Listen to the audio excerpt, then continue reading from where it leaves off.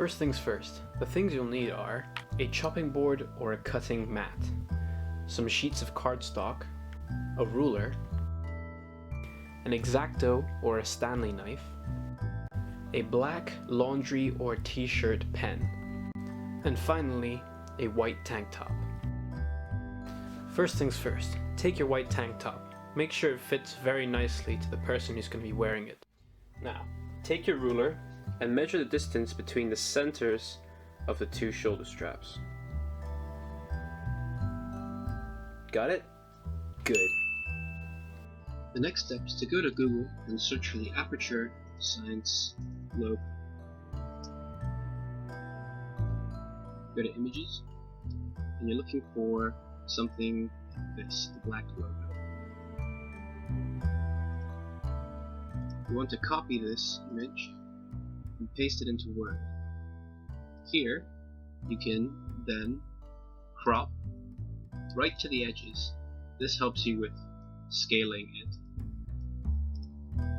Once it's cropped, you can take the measurement that you took before, go to size and position, and then you can scale it appropriately. So this is now 20.54 centimeters. My measurement was 21. Not much difference, I know, but might as well be accurate. It'll scale for you in the correct proportions. Click OK, and there you have what you need for your stencil. The next step will be to print it onto your cardstock paper. Now that you have your stencil printed out, you can start cutting. If you'd like to make it sturdier, you can glue it on top of another sheet of cardstock.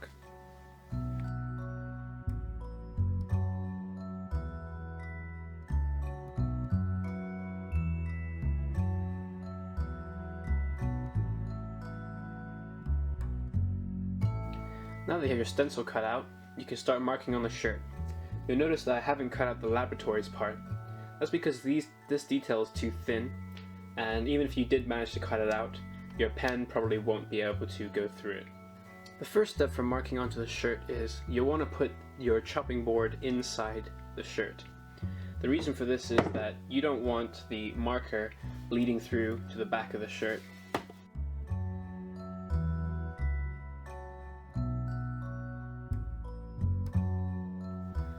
Once the chopping board is inside the shirt, you can lay your template down.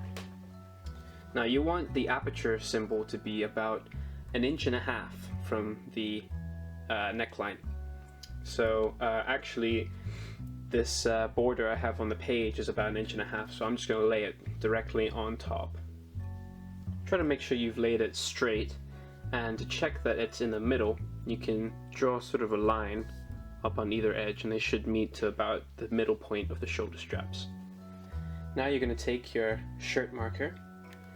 What you're going to need to do is you're going to need to press down on the template quite hard, because when you start marking, you're going to move around the shirt fabric. So if you press down on the template quite hard, it'll minimize the amount of fabric that will move around. You'll also want to be quite gentle when you're marking, just to also minimize the amount that it moves around.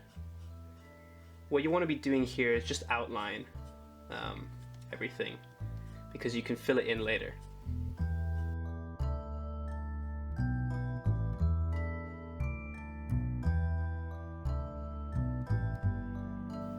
Be sure to leave the hold sections in the middles of the A, P, and R. Once you have the outlines done, you can start filling in. What you'll notice when you fill in is that you may get some small white lines from the fabric. The way to fill those in is you need to stretch the fabric slightly and then fill in, and that will get rid of the white lines.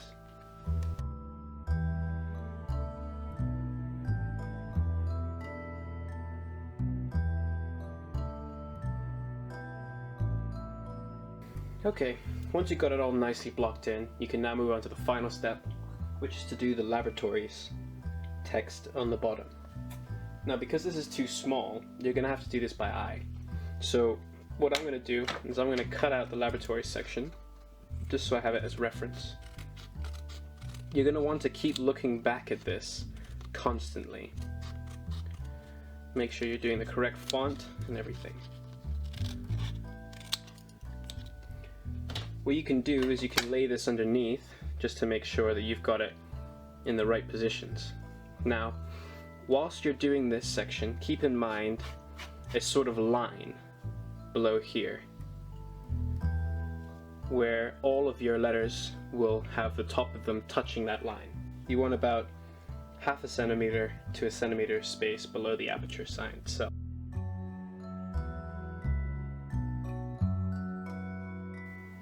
and there you have it, your DIY Aperture Science Laboratories test subject shirt.